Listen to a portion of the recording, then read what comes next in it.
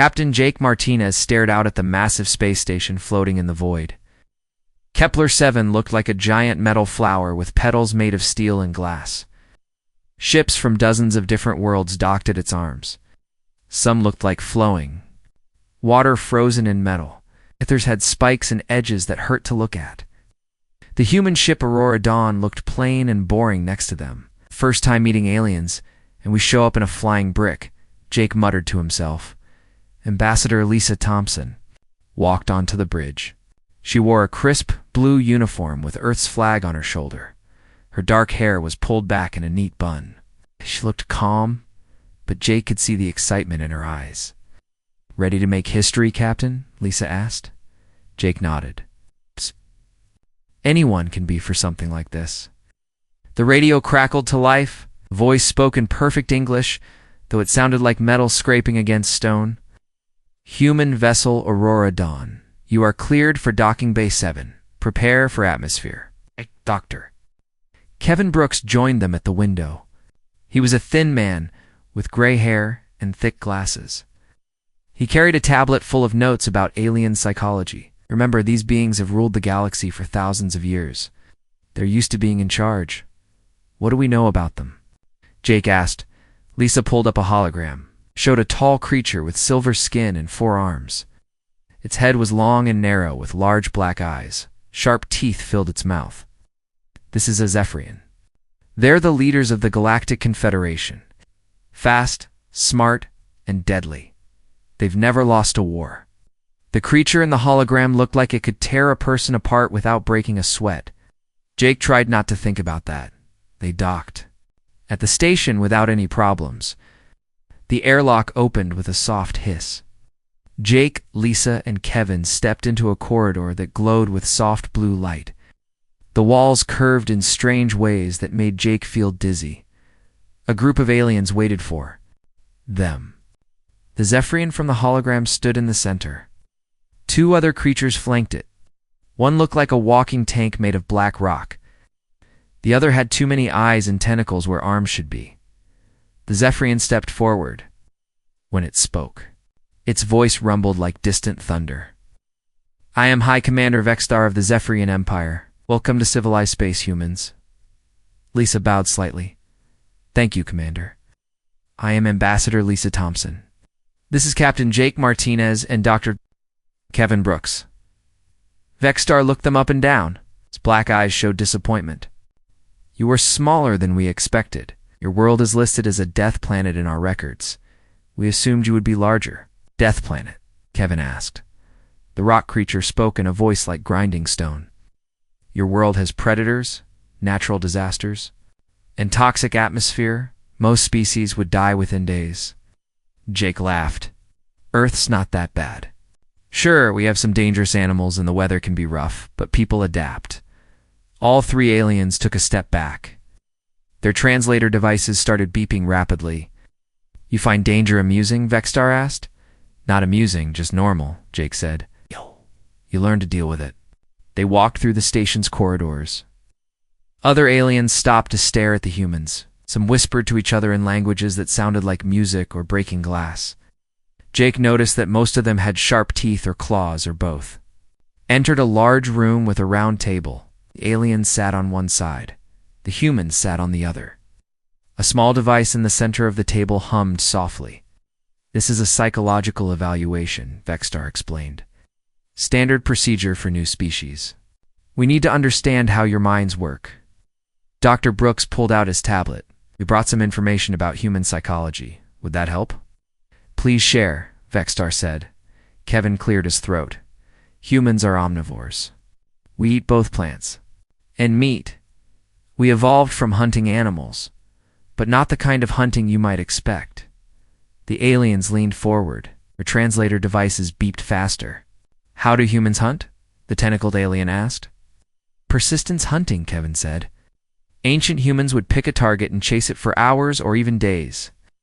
The animal would run until it collapsed from exhaustion. Then the humans would catch it. Room went silent. Vexstar's 4 hands gripped the table. You chased your prey until it died of exhaustion? Not died. Just got too tired to run anymore, Kevin explained. Humans are really good at running long distances. We can sweat too cool down while other animals overheat. The rock creature made a sound like boulders falling, your species hunted by outlasting your prey. That's one way we did it, Lisa said. We also used tools, spears, bows, traps.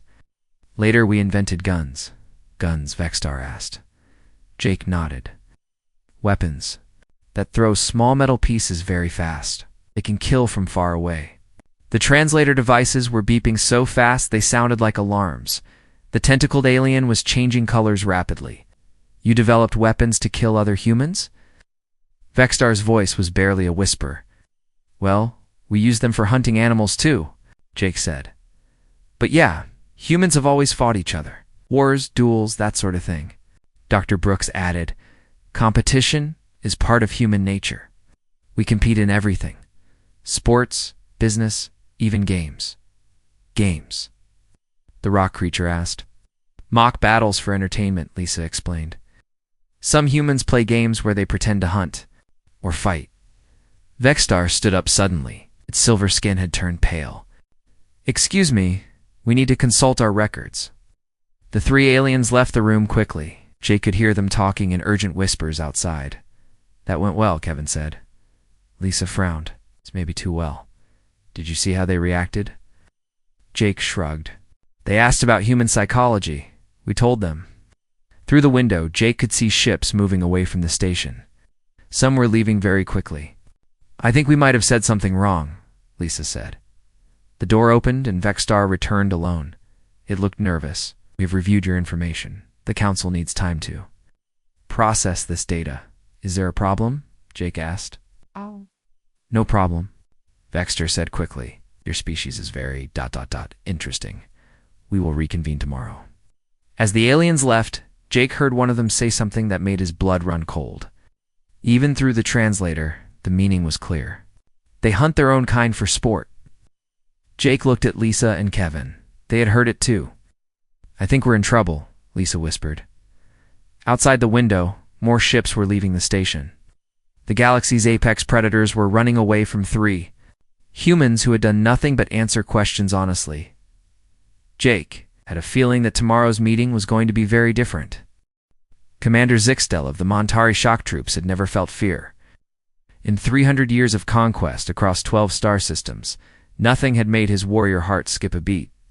But as he read the emergency report about humans, his claws dug deep scratches into his metal desk. The report was marked with the highest security level. Only apex predator species could access it. The title made his blood freeze. Emergency Threat Assessment. Species Designation. Human. Zixtel called his aide. Get me a direct link to the Deep Space Reconnaissance Division. Want every available ship watching the human homeworld. Sir, that would require pulling ships from 3 active war zones, his aide said. Do it now, Zixtel growled. Across the galaxy, similar conversations were happening. The news traveled through secret military channels. The species that had ruled through fear and strength were learning about something that didn't fit their understanding of the universe. On Kepler 7 station, humans had no idea about the chaos they had caused.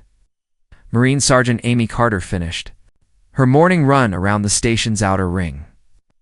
5 miles in artificial gravity that was set higher than Earth normal. She barely broke a sweat. Dr. Ryan Foster, the mission scientist who studied aliens, walked past a group of Zephyrian observers.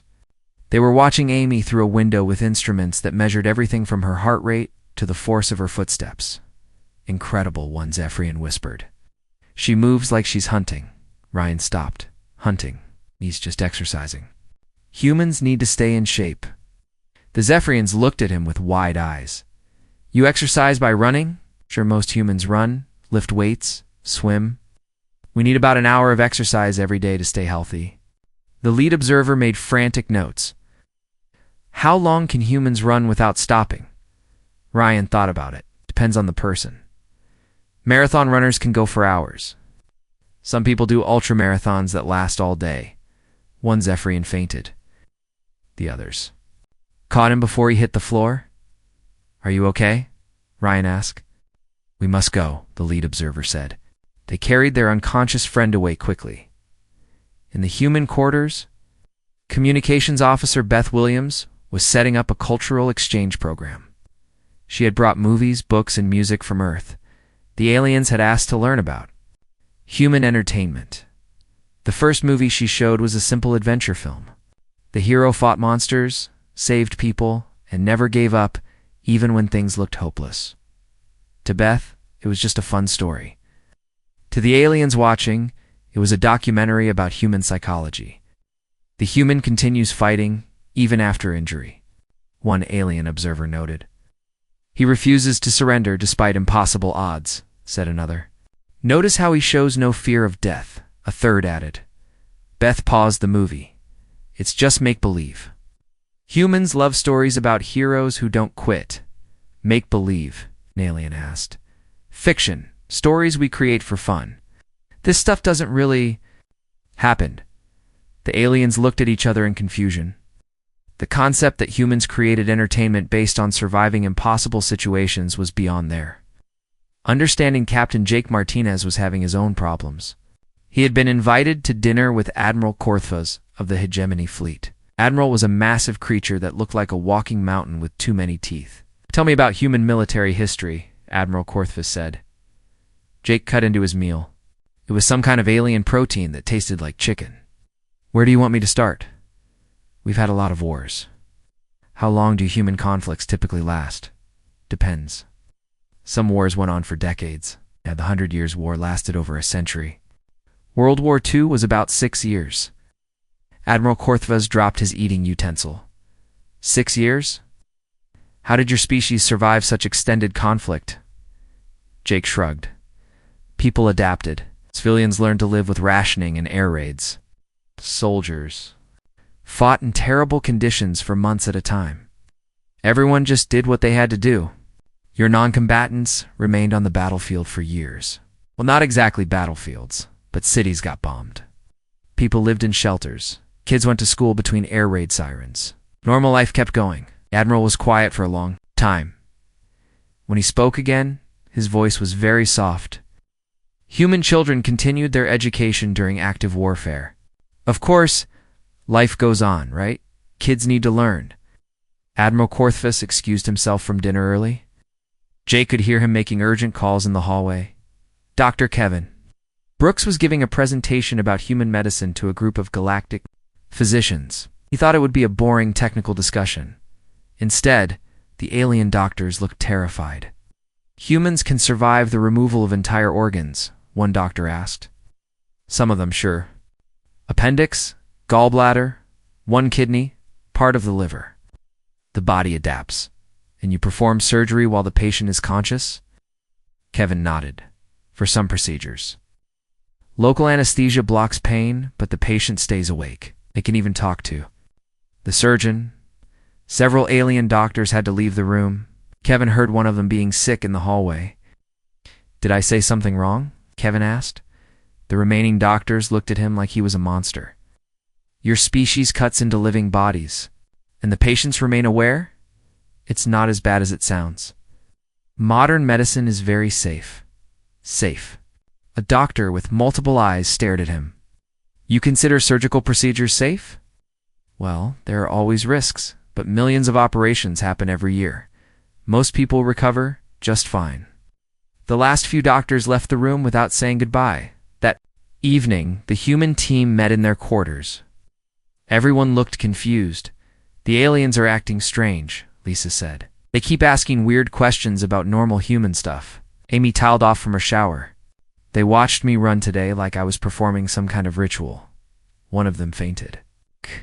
They freaked out when I mentioned surgery, Kevin added. Beth was still setting up her entertainment system. They think our movies are historical documents? They can't understand fiction. Jake poured himself a cup of coffee. Admiral Korthvas looked like he was going to be sick when I told him about World War II. Ryan joined them. I think we're scaring them. Ignoring them, Lisa laughed. They're apex predators. They rule the galaxy. Maybe that's the problem, Ryan said. They've never met anything that scared them before. Outside their window, they could see ships leaving the station. The docking bays that had been full yesterday were half empty now.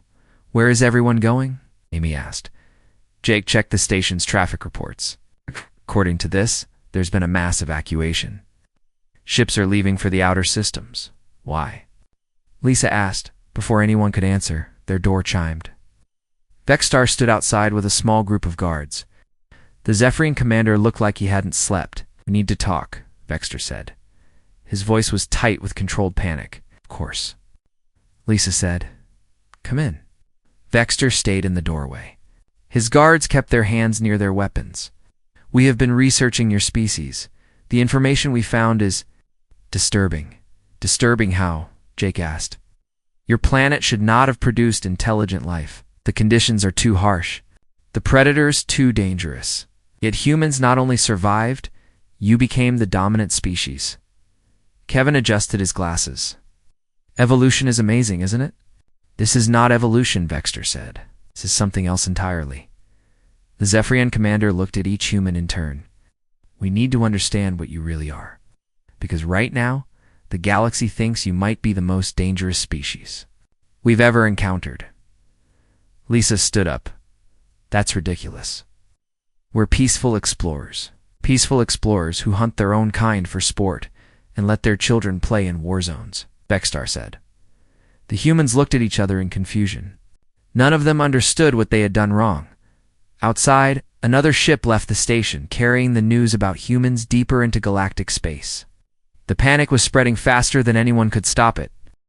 6 months later, the galaxy was a very different place. The Galactic Confederation had been replaced by the Human Protectorate, though most humans still didn't understand why. Earth's government was still trying to figure out how they had accidentally conquered the galaxy by being polite. Captain Jake Martinez, now Supreme Allied Commander, sat in his new office on Unity Station. The massive space station had been built in just 4 months by every species in the galaxy working together. They said it was an honor to build a home for their protectors. Jake still felt confused about the whole situation. His assistant, nervous Ephraria named Kilton, brought him the daily reports. Sir, the Montari have requested human oversight for their military exercises, Kilton said. Why? They're excellent warriors. Want to learn human combat techniques. Specifically, how to fight while injured. Jake sighed. Tell them it's not really a technique. Humans just do what needs to be done. Kilton made frantic notes. We'll inform them that humans consider combat while wounded to be standard procedure. That's not what I said. But Kilton was already hurrying away to deliver the message. Jake knew it would be misunderstood again. Ambassador Lisa Thompson had been promoted to Minister of Galactic Affairs. She spent her days trying to convince alien governments that humans weren't planning to invade anyone. It was harder than it sounded. The hegemony wants to gift us 3 star systems, her aide informed her. They say it's tribute to prevent human aggression. We're not aggressive, Lisa said for the 1000th time. I'll tell them you're considering their offer, but demand additional tribute as proof of their sincerity. That's the opposite of what I just said. But her aide was already sending the message. Lisa put her head in her hands. Everything humans said was interpreted as either a threat or a demand. Dr. Kevin Brooks had become the director of the Interspecies Survival Institute. His job was to teach alien species basic resilience skills that humans learned as children. The results were mixed at best. Today, we're going to practice ignoring minor discomfort. Dr. Brooks told his class of alien students. The class consisted of 12 beings from different species. They all looked terrified. I want everyone to walk. Across this room, with a small pebble in their shoe, half the class fainted immediately. The other half requested emergency medical teams. It's just a tiny rock, Dr. Brooks said. Human children do this by accident all the time. One student, a Zephyrian officer named Tex Avil, raised a shaking hand. Dr. Brooks, how do human children survive such torture? It's not torture, it's just mildly annoying. Tex Seville made notes. Humans consider physical discomfort to be merely annoying. Incredible pain tolerance confirmed. Dr. Brooks gave up and dismissed the class early. Teaching aliens to be resilient was like teaching fish to breathe air. Meanwhile, Chef Carlos Rivera had opened the first human restaurant in galactic space. It was located on Unity Station and served Earth food to curious aliens. He had to water down everything because normal human food was considered too dangerous for alien consumption. One mild salsa, extra mild. Carlos said as he served a table of Montari customers. The warrior sitting across from him took a careful bite and immediately started crying. "This burns like the fires of war," he gasped. "That's the mildest salsa. I use less spice than most humans put on their breakfast." The Montari warrior looked at him with awe. Humans consume warfare-strength chemical weapons for breakfast. Carlos decided not to mention that some humans put hot sauce on ice cream.